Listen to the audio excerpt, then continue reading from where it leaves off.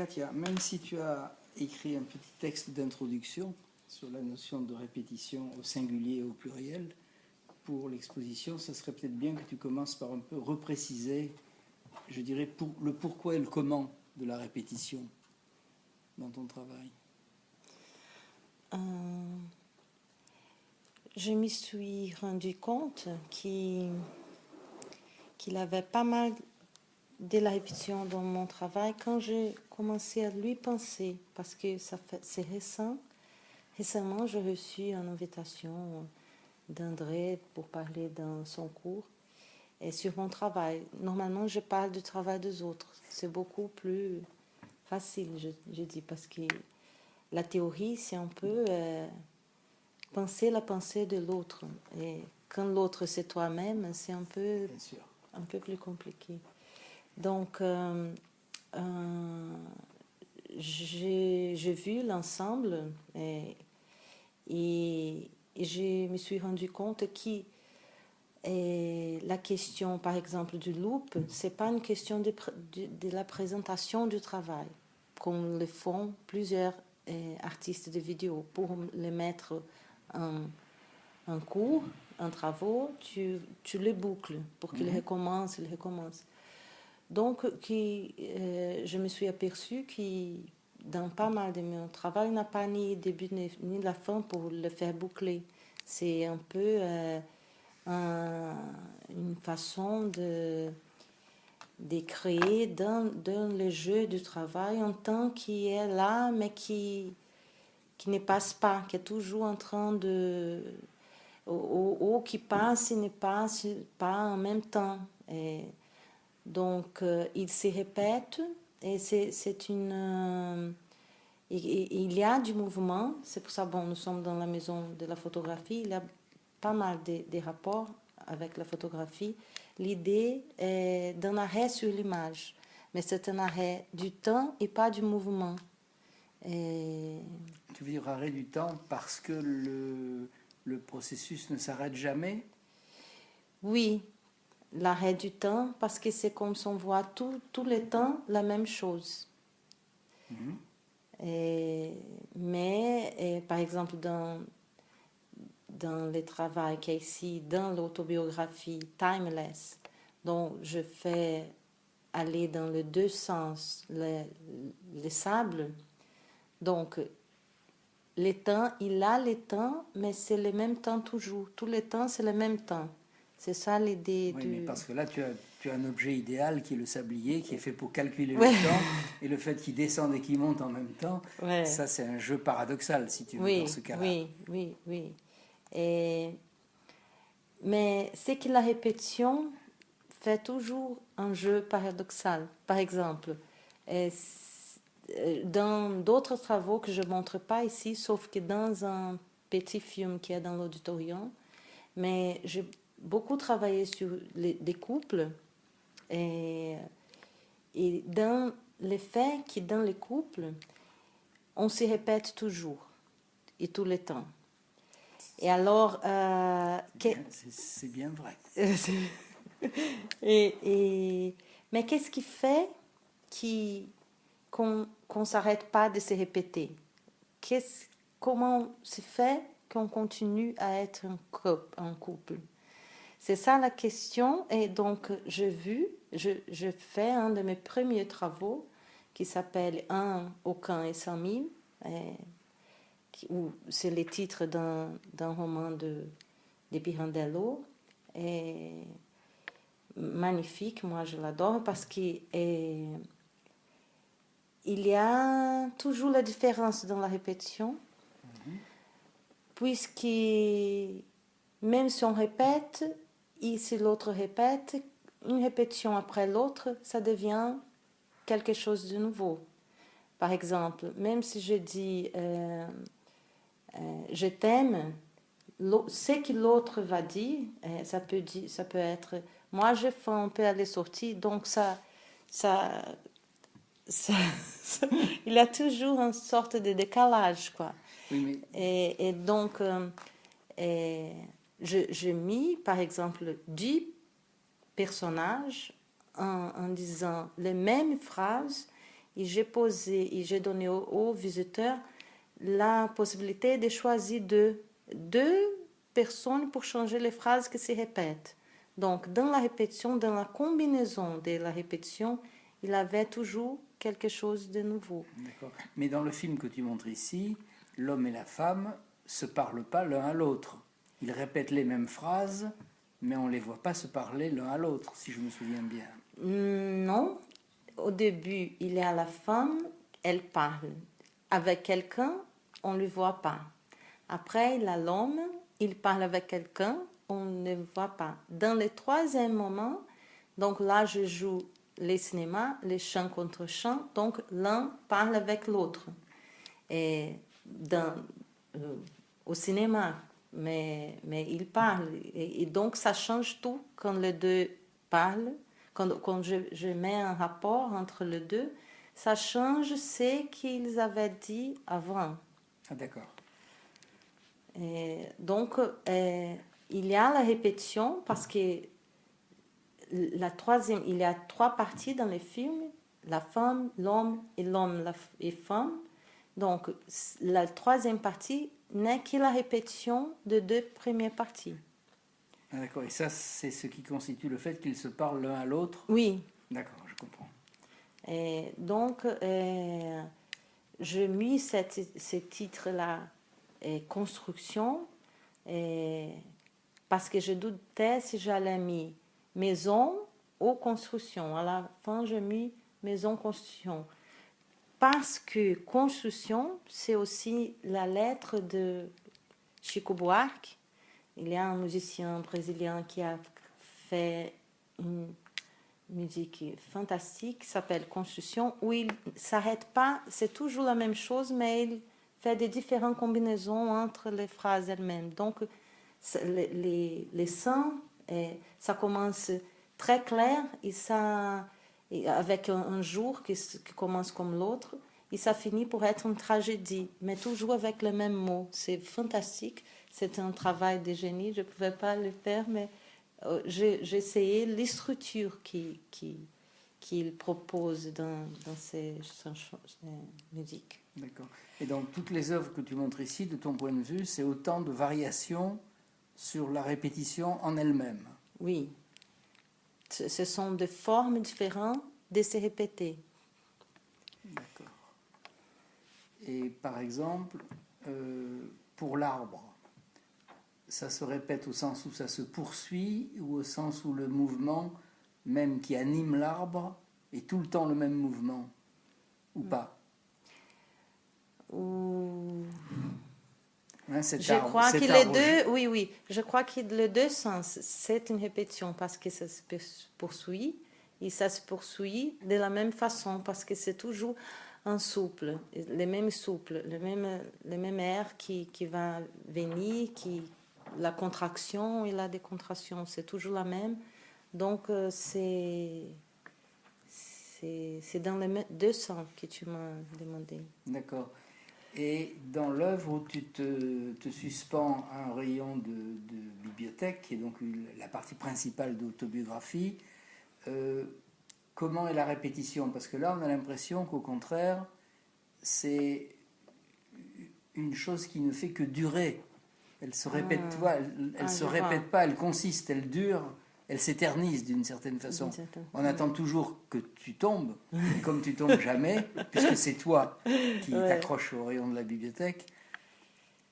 Oui. Comment tu le vois, là, la répétition? Je vois la répétition là comme ma permanence dans la bibliothèque.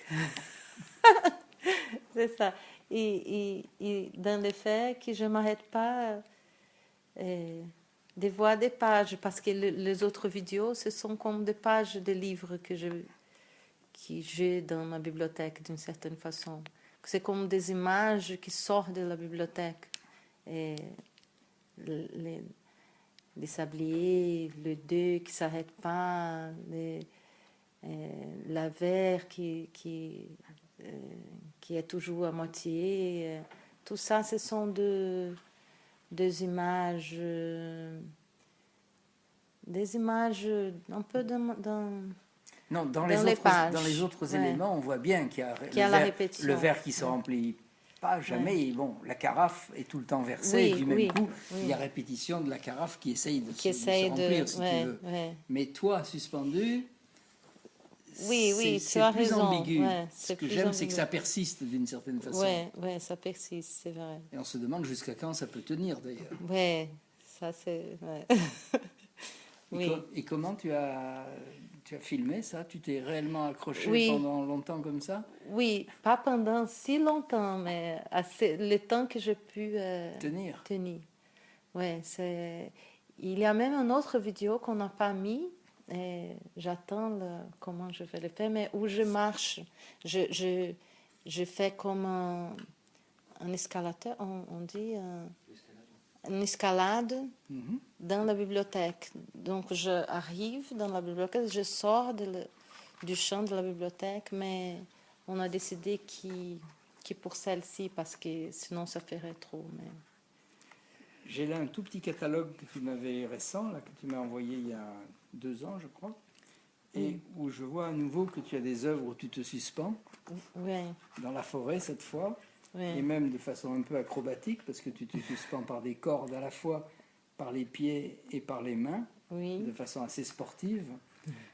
Alors, je voulais, si tu veux, un peu te demander que tu parles de cette insistance, si tu veux, non pas simplement de te suspendre, mais d'intervenir toi comme sujet principal, si tu veux, puisque tu sais à quel point ça a été important pour tout le développement de la vidéo dans les années 70, par exemple aux États-Unis, tout ça, où tous les auteurs se sont toujours pris comme acteurs, si on peut dire, puisque c'était la chose la plus simple.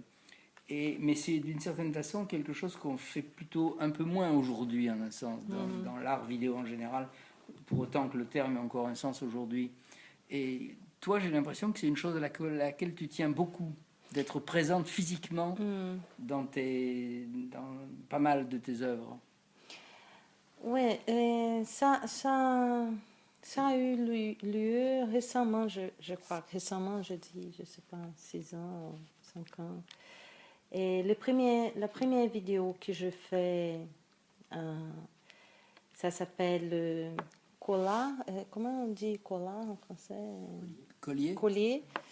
Et un jour, j'ai pris tous mes colliers que j'avais dans l'armoire et j'ai mis l'une sur l'autre jusqu'à couvrir toute ma tête. Tu as beaucoup de colliers. Oui, j'ai beaucoup de colliers. C'est ça. C'est pour ça que j'ai eu cette idée-là. Pour ça, et en plus parce que à cause de la convivence, on dit, de vivre ensemble beaucoup avec l'œuvre de la mère d'André, qui c'est Laetitia Parente. Avec la fréquentation de l'œuvre. Avec la fréquentation de l'œuvre de Laetitia, Sonia Andrade, donc de première femme au Brésil à faire de la vidéo. Je fais cette vidéo un peu comme un hommage. Et bon, ça a commencé comme ça. Je n'avais pas prévu. Et puis, avec ça, avec ces petits catalogues que tu vois là, c'est tout un projet d'une exposition que je fais à São Paulo, qui s'appelle Suspense. Et qui, donc, c'est un genre, on le sait bien, des genres cinématographiques. Donc, je fais jouer les suspens sur moi-même, mais aussi sur l'idée du cinéma. Parce qu'il y a un film, les suspens, c'est sur les films. Parce que ce n'est pas un film, ce n'est que des petits extraits d'un film qui n'existait pas. Donc, c'est moi-même en suspense et c'est aussi les suspenses sur l'idée du suspense dans les cinémas. Donc c'est en boucle sur l'idée du suspense et aussi j'ai joué sur l'idée du genre cinéma avec l'idée de suspension du corps. Oui, ça. Parce que le mot suspense, même en français, ouais, on peut donc je fais une série d'affiches comme si c'était un film. Je fais une série de photos et il y a cette image. L'image, il n'y avait qu'une image vidéo dans l'exposition. Et c'était une image où je suis pendue sur un arbre, en train de... dans un mouvement rare. Ça dure éternellement. Je bouge d'un côté à l'autre. Et c'est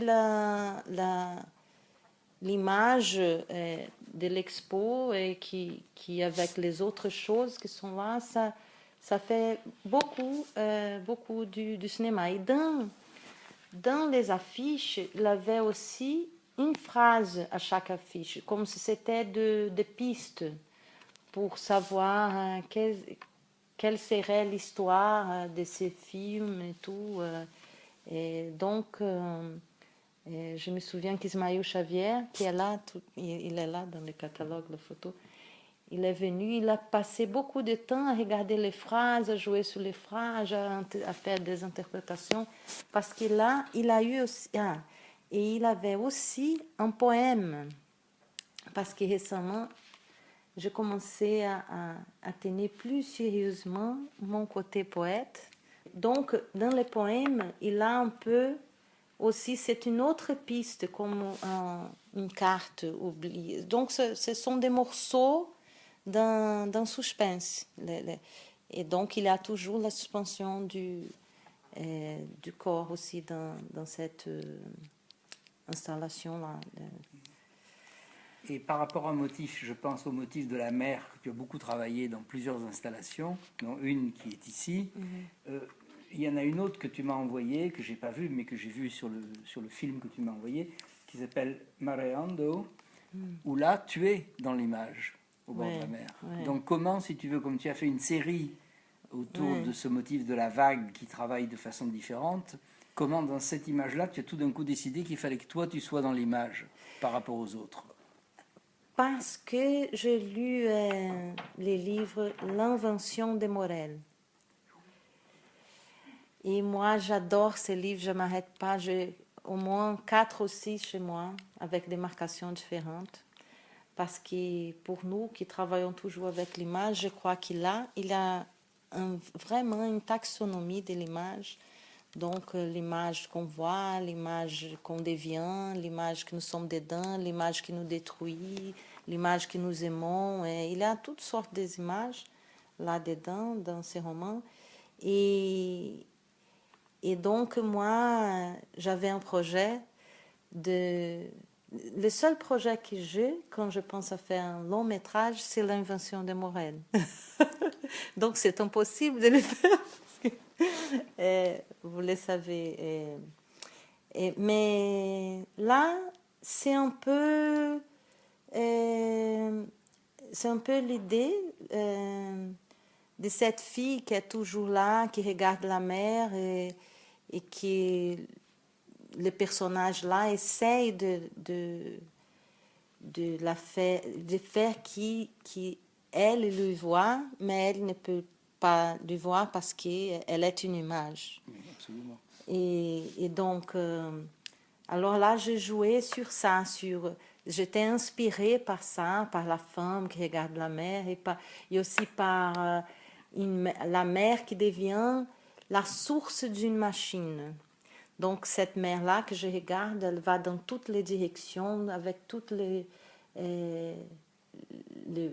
vélocités, les vitesses, avec toutes les vitesses et des vents. Et c'est un peu ça.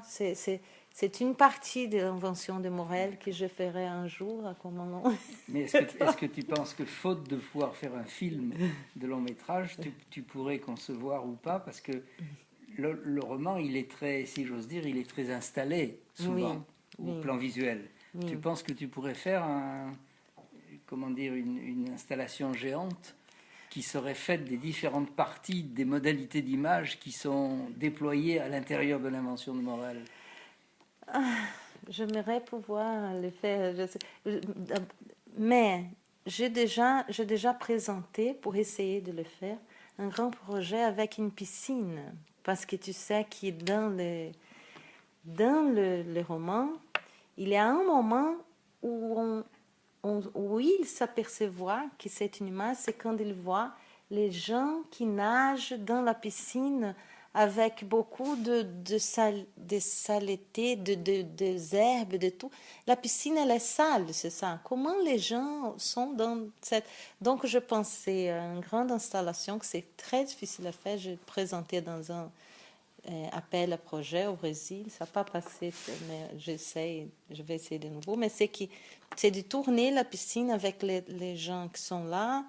Et puis après, faire la projection sur la piscine un autre jour.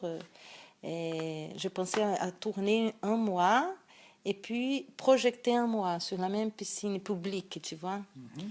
Et donc, je fais des essais. Peut-être qu'un jour, j'arrive à faire la mention de mon rêve. Mais c'est pas possible, on le sait. Mais C'est pas peut-être, forcément ouais, impossible, parce que si tu veux, je trouve que, comment dire, une adaptation sous forme traditionnelle d'un film qui raconterait l'histoire du roman, d'une certaine façon, c'est comment dire, l'histoire du roman, elle est au fur et à mesure auto-détruite dans la façon dont les dispositions d'image sont élaborées. Donc c'est pour ça que je me demandais, j'y avais jamais pensé avant que tu en parles là, mais que ça pourrait faire l'objet d'une construction, tu vois, compliquée, quoi, je veux dire. Mais... compliqué, Je pense plutôt dans un cinéma en chapitre, de renverser les romans vers le cinéma. Ce n'est pas une série, mais ça serait par exemple une chose qui arrive ici dans une institution au Brésil. On a au moins 2 à Rio avec des piscines, par exemple. Alors là, se passerait un chapitre du livre que c'est la piscine. Dans une autre institution, une projection de Mariando. D'un autre, tu vois, donc des suggestions d'idées de... Mais bon, on ne sait pas. Donc, mais si tu parles d'une vraie piscine, ça deviendrait aussi quelque chose qui serait lié à l'espace public, alors. Oui. Parce que moi, c'est une des choses qui m'a frappé en voyant ton exposition, c'est que je me demandais s'il y avait des œuvres que tu avais faites qui ont été conçues pour l'espace public, parce que je trouve qu'il y en a certaines qui appellent cet espace-là. Dans les œuvres qui sont montrées ici. Oui, peut-être que ça commence. Peut-être que ça commence. Je commence à penser à ça, à penser à les installer dans des espaces publics. Je pense que c'est un défi, quoi, pour les travaux. Et quand même, j'ai toujours eu des problèmes des échelles, parce que par exemple, les vagues sont là. J'ai déjà fait avec 15 mètres et 5 mètres de haut. Donc, c'est assez différent. Et ça, c'est beau. Il y a des travaux qu'il faut l'échelle. Donc, dans des espaces publics, ça pourrait marcher bien, je pense. Non, parce que moi, je trouve ça de plus en plus intéressant. Je trouve que parfois, il y a des œuvres comme ça qu'on appelle d'installation d'art et tout, qui sont intéressantes, mais qui dans l'espace ou de la galerie ou du musée semblent au fond un peu avoir une sorte de caractère décoratif, alors que si elles étaient dans l'espace public, elles prendraient une autre vertu, si tu veux, au niveau de la circulation qui pourrait être faite, de l'intégration de la marche dans un sens complètement différent de ce que c'est que marcher dans une galerie ou dans un musée, tu vois. Donc, tout à fait raison, oui. Je suis tout à fait d'accord. Je pense j'aurais, mais c'est assez compliqué, vous savez, parce que les espaces publics, d'abord, parce qu'ils sont publics, il y a pas mal de règles et au niveau du montage et tout, mais c'est possible. Ça devient, je crois, à chaque fois plus possible, parce que maintenant les gens sont plus sensibles à ça. J'ai aussi pensé à ça, si tu veux, en voyant l'œuvre qui est exposée ici, qui est ce grand mouvement de travelling latéral, dont peut-être tu pourrais dire un petit peu comment ça a été fait, parce que je pense que si on ne le sait pas, on ne le sait pas. On ne le devine pas. D'accord. Bon, là, c'est Inutile Paysage. J'étais frappée quand nous sommes revenus de l'Angleterre, où où André et moi et les enfants on avait passé un an ailleurs et quand nous sommes revenus, toute la vie, j'avais l'impression que la ville a été grillée, complètement grillée, grillagée. Et, et bon, j'ai eu cette envie-là d'enlever les grillages. Et d'abord, j'ai essayé de le faire en vidéo. J'ai pris la voiture, mon fils, avec la caméra, mais ça n'a pas donné l'idée, c'était horrible. Et pour le faire, il fallait construire un travelling, vous savez, les chemins, les rails. C'était pas faisable, trop cher pour faire au cinéma et tout. Alors, je me suis dit, pourquoi pas, on va essayer de faire un travelling photographique, photographier. J'avais un ami, j'ai toujours un ami photographe. Nous sommes allés, on a fait au moins 150 plus que ça des photos. Et donc dans le même paysage, dans le même paysage en suivant l'une après l'autre. Et puis, on a tout mis dans un programme pour lier les images. Et puis après, on a utilisé un autre programme pour faire les mouvements. Et puis, on a dû enlever, moi et mes étudiants, pendant un mois, on était à enlever les grilles. Et sur le retour, hein, donc, parce qu'à l'aller, il y a les grilles, au retour, il n'y a plus les grilles. Oui, au retour, on enlève les grilles. Et au processus, je me suis rendu compte que je ne voudrais pas refaire les paysages, mais je voudrais laisser les paysages avec des marques de grilles. Donc, ce qu'on a après, ce n'est pas l'image originelle, ce n'est pas l'image qu'on avait avant les grilles. C'est une image arrachée un peu, détruite un peu par des grilles. Donc, c'est l'image qui reste, elle est fait un peu la photo, mais aussi la peinture quelquefois, les collages, elle est un peu détruite, quoi. Et j'ai beaucoup aimé ce qui est resté dans ces retours de la panoramique. Parce que c'est une œuvre, si on ne le sait pas, si tu veux, on ne peut pas du tout imaginer comment ça a été fait, je veux dire. Moi, si tu ne me l'avais pas expliqué hier ou avant-hier, je ne comprenais pas. Tu vois, je voyais bien qu'il y avait un aller-retour, que le retour était différent de l'aller, mais je ne voyais pas comment tu étais passé de l'un à l'autre. Et surtout, je n'avais pas imaginé le processus photographique. Tu sais que il y a une très belle installation de Thierry Kunzel qui s'appelle La Peau, qui est faite comme ça, avec des prises de vue photographiques qui ont aussi été organisées sur l'ordinateur pour enlever les séparations et donner l'impression qu'on change de peau sans voir le changement de plan,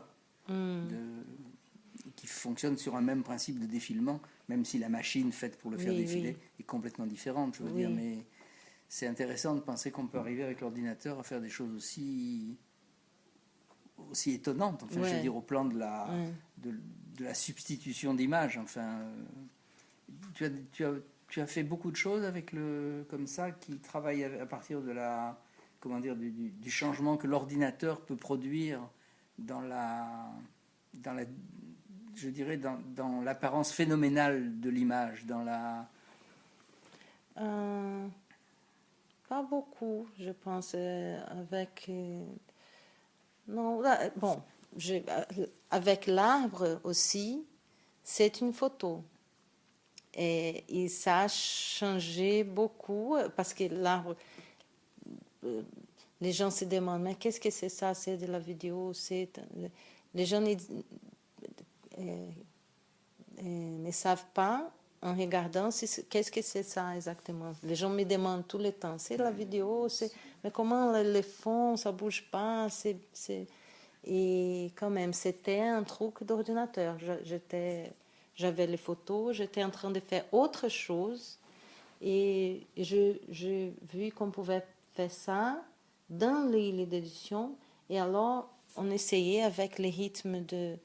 Je dis non, on va essayer de faire avec l'éditeur, avec les rythmes de ma respiration. Alors, j'ai respiré, il a compté les temps, il a fait les temps, et ça a été complètement fait par l'ordinateur, à partir d'une photo. Pareil comme un autre processus technique, mais quand même, c'est une photo de l'arbre. Oui, ce qu'on n'imagine pas, a priori, on se demande effectivement comment c'est fait. Enfin, David Claerbout a fait beaucoup comme ça d'innervation de mouvements à partir d'arbres aussi, mais sur des mouvements beaucoup plus imperceptibles. Tu vois, il travaillait sur la limite entre immobilité et mouvement, de façon à ce que les feuilles de l'arbre bougent un tout petit peu, mais il a fait ça sur 3 ou 4 installations différentes, mais pas un mouvement aussi organique, si tu veux, que le tien. Quand ton arbre bouge, il fait un grand mouvement, je veux dire. Il est impressionnant de ce point de vue-là, quoi. Oui, c'est vrai, c'est différent. Et les 2 installations qui montrent tes 2 fils en train de faire du vélo. Ouais, ça, je fais un appel à projet pour un court-métrage d'abord, parce que mon fils Vinicius, il avait déjà 11 ans. J'avais tout fait pour qu'il apprenne à faire du vélo. Il ne pouvait pas, il ne savait pas, il ne s'intéressait pas. Et puis, comme il faisait l'école d'acteur, il aimait beaucoup jouer pour les caméras. Et comme toujours d'ailleurs, je lui proposais, et si je fais une vidéo de toi pour que tu puisses apprendre à faire du vélo? Elle a dit, ah oui, j'achète un vélo et on va... Donc ça a commencé comme une proposition à lui, mais ça a devenu fou, hein, parce que j'ai présenté le projet que c'était qu'un garçon allait apprendre à faire du vélo dans la voie cyclable. Et c'est grand à Rio. Ça commence au Leblon, après Ipanema, après Copacabana, après Botafogo, après le centre-ville. Je ne sais pas combien de kilomètres, mais au moins 10 kilomètres. Et bon, j'ai dû louer un chariot de golf. Tu sais? Oui, un chariot golf. Pour être dans l'auture, à la hauteur le cycle du vélo. De ton fils sur le vélo. Tu peux t'imaginer ça dans avec beaucoup de voitures, moi, le directeur de photo, dans un chariot de golf, en train de tourner Vinicius, en train d'apprendre à faire du vélo. Et donc, on a tout tourné, et puis après, bon, c'était trop long pour l'appel au projet, parce qu'il fallait avoir 5 minutes. J'avais je ne sais pas combien. Donc, je pensais, non, je ferais une chose sur la vitesse aussi, parce que sinon, on va rester comme ça. Donc, je jouais avec la vitesse. Et surtout, au niveau sonore aussi, parce qu'ici, on n'écoute pas beaucoup, mais j'ai joué avec la piste de la mer, la piste cyclable et puis la piste de voiture. Là. On entend beaucoup ces sons-là. Et puis, les vélos, donc, il y a en figure, et les fonds, toujours que c'est le paysage, et mon fils qui est dans le premier plan. Puis après, André et moi, on a fait une grande exposition au Musée d'Art Moderne à Rio. Et j'ai voulu faire une installation. Donc, j'ai mis Vinicius dans un grand écran d'un côté et João Paulo, mon autre fils, je lui ai enregistré un courant autour du lac à Rio. Parce que comme ça, j'aurais un des 2 paysages principaux à Rio, avec les 2 fils et avec ces rapports de vitesse, parce que quand Vinicius est lent, João Paulo, il est vite, il est accéléré, et le contraire. Donc, dans l'installation, il y a un en face de l'autre et tu as l'impression d'être entre ces deux vitesses, hein, que tu es très lent, et c'est très beau de regarder les deux choses en même temps. Oui, c'est presque d'ailleurs impossible de vraiment les regarder en même temps. Oui. Parce que le regard est complètement perturbé par la différence des vitesses. J'ai essayé de me fixer et je trouve qu'on n'arrive pas à vraiment se fixer et que c'est ça qui est intéressant. Ouais, le fait qu'on est perturbé par l'écart de vitesse des deux. Donc très vite, le regard repart sur un des deux pour se reposer, si tu veux. Oui, oui. Enfin, moi, ça m'a beaucoup frappé, ça.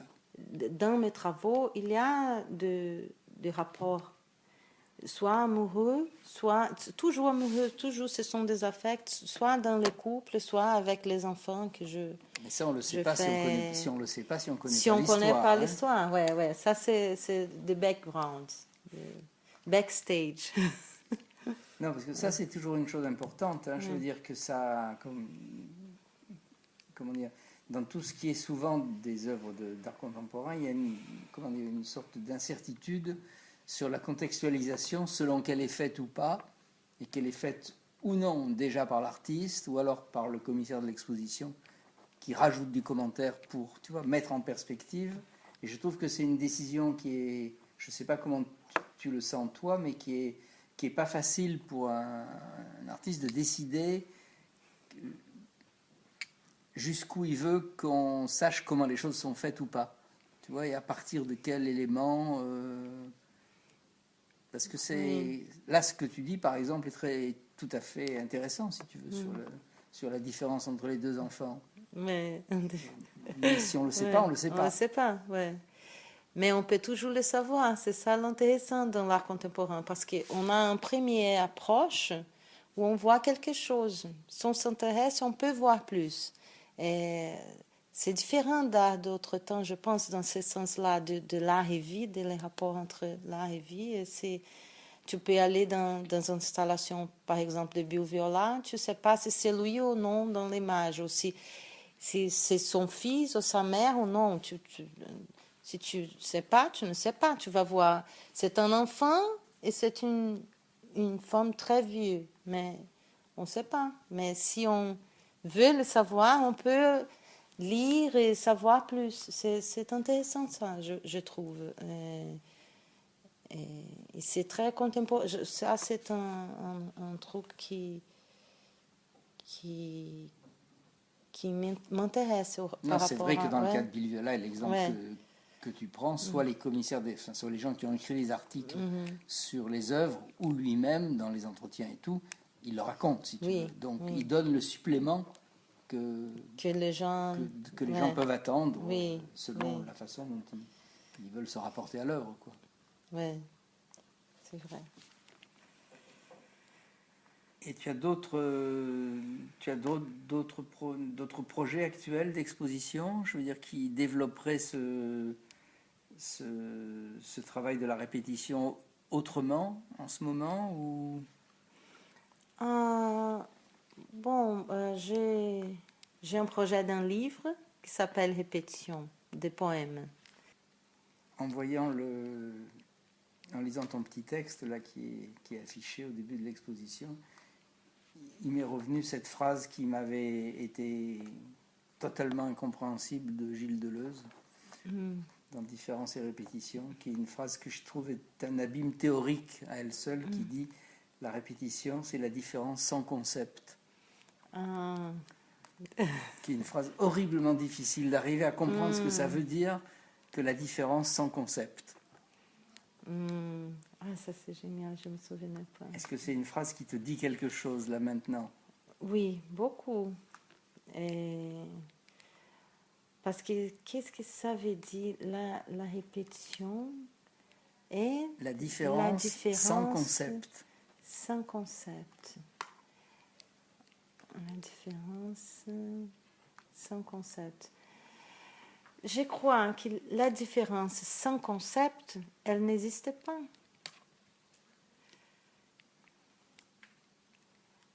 Donc, c'est une façon de dire que ça se répète. Ouais. Exactement.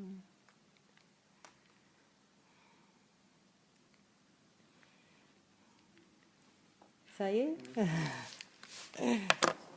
Merci. Merci.